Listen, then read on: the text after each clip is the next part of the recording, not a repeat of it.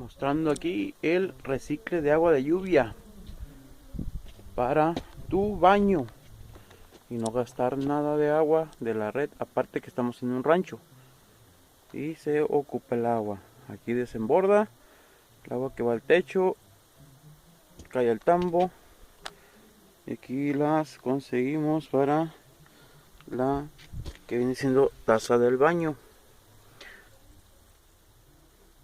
Por dentro, vamos a ver por dentro.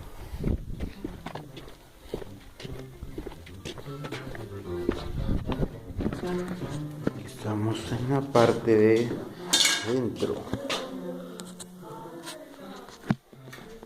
Aquí está.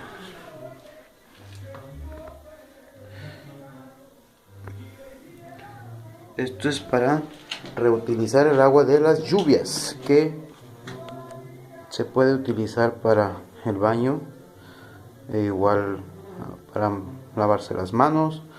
Bueno, este es por el momento, este es el principio del proyecto de reciclamiento de agua de lluvia.